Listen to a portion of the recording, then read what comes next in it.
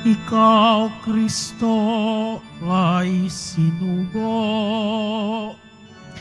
upang sa dukay magturo, magpalaya sa bilanggo. Alleluia, Alleluia,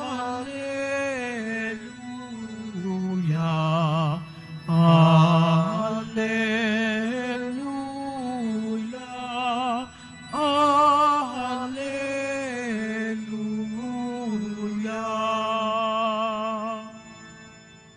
Sumainyo ang Panginoon. At sumayo rin. Ang mabuting balita ng Panginoon ayon kay San Marcos. Papuri sa iyo, Panginoon. Noong panahong iyon, muling pumunta si Jesus sa baybayin ng lawa ng Galilea. Sinundan siya ng napakaraming tao at sila'y tinuruan niya. Nagpatuloy siya sa paglalakad at nakita niya si Levi na anak ni Alfeo, nakaupo sa paningilan ng buwis. Sinabi sa kanya ni Jesus, "Sumunod ka sa akin." Tumindig naman si Levi at sumunod. Nang si Jesus at ang kanyang mga alagad ay kumakain sa bahay ni Levi, nakisalo sa kanila ang maraming publikano at mga makasalanang sumunod sa kanya. Nakita ito ng ilang eskribang kabilang sa pangkat ng mga Pariseo at tinanong nila ang kanyang mga alagad, bakit siya sumasalo sa mga publikano at sa mga makasalanan? Narinig ito ni Jesus at siya ay sumagot, hindi nangangailangan ng manggagamot ang walang sakit, kundi ang may sakit.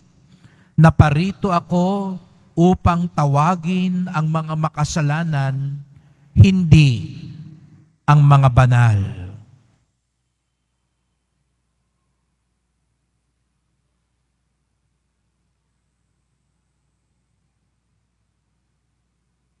Mga kapatid, ang mabuting balita ng ating kaligtasan. Pinupuri ka namin, Panginoong Heso Kristo. Magsiupo muna po ang lahat. Magandang umaga po sa inyong lahat at maligayang pagdating sa tahanan ng ating mahal na pong Jesus Nazareno. Binabati din natin ang nasa online, lalo na po mga may sakit at nag-aalaga sa may sakit at mga kababayan, mga kadeboto natin mula sa iba't ibang panig ng bansa at daigdig na nais sumama sa pagdiriwang ng misa dito sa atin sa Quiapo, sa Basilica Minor at Pambansang Dambana ni Jesus Nazareno. Bagamat Sabado, napakarami po ninyo mga debotong naririto ngayon. Mukhang umahabol pa kayo sa piyesta. At tayong lahat ay naririto dahil mahal tayo ng Diyos. At natitiyak ko, kaya naririto rin kayo dahil mahal nyo ang Diyos. Kaya nga't bilang isang pamilya, isang angkan na mga deboto, bigyan natin ng papuri, parangal at pasasalamat ang ating minamahal na Nuestro Padre Jesus Nazareno.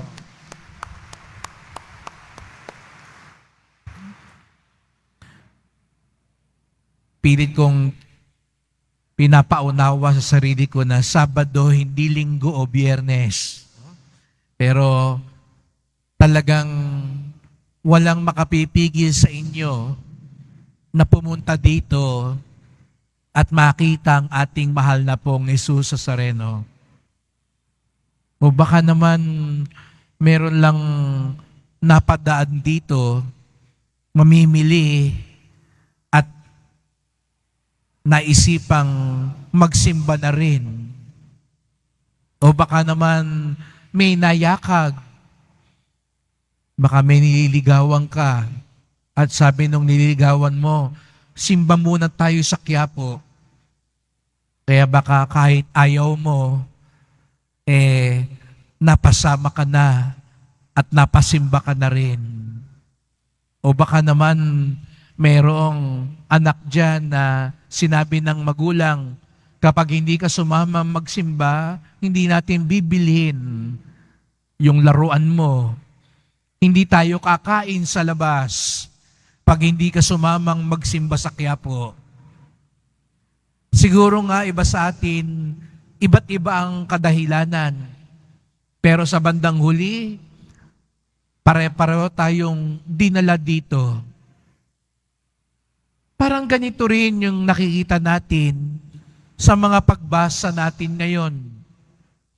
Sa unang pagbasa, narinig natin ang kwento ng unang hari ng Israel, si Saul. Kung tutusin, parang si Saul yung inutusan lang bumili ng suka. Pagbalik, hari na. Dahil sabi sa kwento, nawala yung mga hayop ng kanilang angkan. Kaya't inutusan siya ng kanyang ama na hanapin yung asno. Kaya si Saul, kung saan-saan nang napunta, hanggang nagpunta siya kay Samuel, ang manghuhula. O baka naman may nagpunta sa Quiapo, magpahula nga muna tayo. Tapos, bago tayo magpahula, sumimba man tayo para maswerte yung ihula sa atin. Ganun nangyari kay Saul. Napadpad lang siya kay Samuel. At laking gulat niya, pagdating niya kay Samuel, itinuro siya ng Diyos, pinahira na siya ng langis, siya na ang hari ng Israel. Di sukat akalain ni Saul na yung paghahanap lang niya ng asno, ng hayop, ang maghahatid sa kanya sa korona ng Israel. Sa Ebanghelyo naman, narinig natin si Levi, si Mateo, isang kolektor ng buwis, tinatawag na makasalanan, mandaraya, marumi. Isang ordinaryong araw lang ito sa kanya. Nandun lang siya sa pwesto niya, nangangalakal, naniningil. Dumaan si Jesus sa Sareno at tinawag siya. At mula nung araw na yon, nabago na ang buhay ni Mateo. Si Saul, na naghahanap lang ng asno, si Mateo, naniningil lang ng buwis, natagpuan ang misyon galing sa Diyos. Mga kapatid, marami tayong inihiling sa mahal na poon.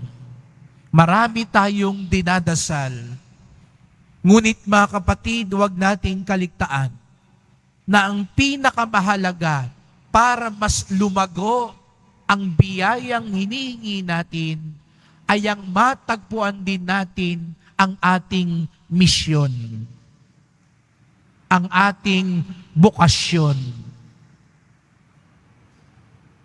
Kahit humiling ka ng maraming pera, kung hindi mo matatagpuan ang misyon mo, hindi ka pa rin magiging masaya.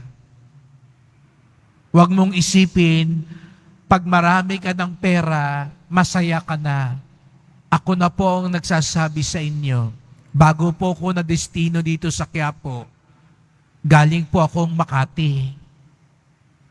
Karamihan ng mga parokyano ko doon, mga negosyante at mayayaman, dekorbata, kung magsimba, pusturang-pustura.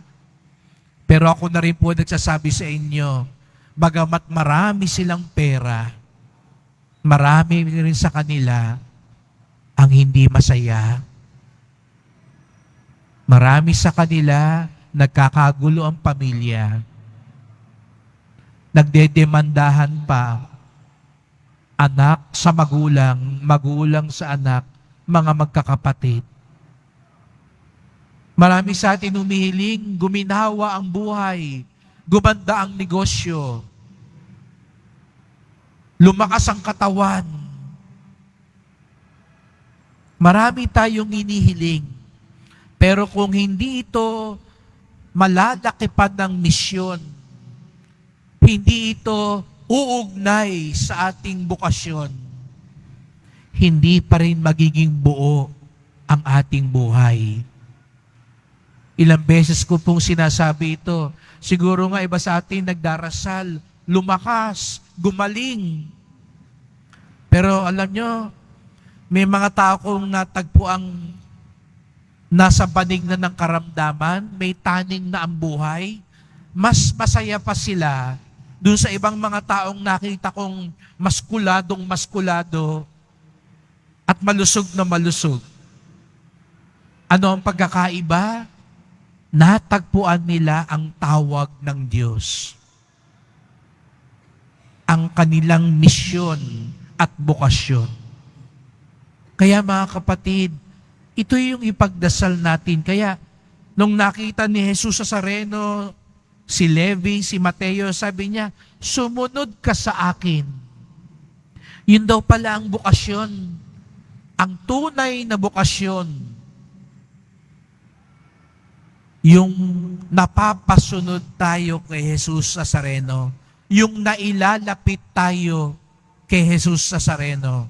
Katatapos lang natin ng piyesta, umagos, bumaha ng mga deboto dito sa Quiapo, 6.2 milyon hanggang Luneta. Pero ang tunay na deboto, hindi lang yung nakasampa, kahit bawal na nga. Hindi lang yung nakalapit sa andas. Hindi lang yung nakahaplos sa Nazareno. Hindi lang yung nakasuot ng t-shirt na Nazareno. Hindi lang yung may headband na Nazareno. Opo, magaganda po yung mga yon. Pero sa huling banda ang tanong, sumusunod ba tayo sa Kanya? Napapalapit ba tayo sa Kanya? Dahil kahit 10 beses kang sumampa, naglambitin ka pa sa krus, kung sa araw na ito, ilang araw matapos ang pista, lulun ka sa bisyo, masama pa rin ang ugali mo, nang daraya ka pa rin sa kapwa mo, hindi ka tunay na nakasunod, hindi ka tunay na naging deboto, hindi ka tunay na nakalapit sa Diyos. Malayo ka man, pinanonood mo man lang yung prosesyon, dito ka lang sa simbahan ng Quiapo nakapunta, pero nagsisisi ka sa mga kasalanan mo, nagsusumikap kang maging matino at mabait, tumutulong ka sa kapwa mo, nagiging mapagmalasakit ka, ikaw ang tunay na deboto. Ikaw ang tunay na nakarinig sa tinig ni Jesus Nazareno, sumunod ka sa akin. Ikaw ang tunay na lumalapit sa Kanya. Mga kapatid, ngayong araw na ito, sa dinami-dami natin ngayon nandito sa Quiapo, ang bawat isa sa atin, kinakausap ni Jesus Nazareno. At alam niyo ang gusto niyang sabihin sa inyo ngayon? Sumunod ka sa akin. Huwag kayong uuwi ngayon nang hindi kayo titingin sa Kanya. At sa puso mo, pakinggan mo ang sinasabi ng Nazareno, sumunod ka sa akin. Ano kaya ang pinapasunod sa iyo ni Jesus Nazareno ngayon? Ang bawat isa sa atin, meron siyang pinapasunod. At kung ikaw ay tunay na makakinig, tunay na susunod, ano man ang pinagdarasal mo ngayon, mas lalong magiging mabiyaya sapagkat hindi mo lang tinanggap ang pinagdarasal mong biyaya. Higit sa lahat, tinanggap mo ang tawag ni Jesus Nazareno. Kaya't sa pagpapatuloy ng misang ito, magdasal po tayo. Mahal na pong Jesus Nazareno, narito po kami sa iba't ibang mga kadahilanan. Ngunit, bagamat iba-iba ang dahilan, iisa ang katotohanan. Dinala niyo po kami dito sa inyong tahanan. Marami kaming dahilan, pero meron ka ring dahilan kaya kami napadpad dito sa iyong tahanan. Mahal na pong Jesus Nazareno, sinasabi mo ngayon sa aming lahat dito, sumunod ka sa akin. Naririto po kami, handang makinig, handang sumunod, handang lumapit ng tunay sa iyo. Mahal na pong Jesus Nazareno, kaawaan niyo po kami, basbasan niyo po kami. Amen. Amen.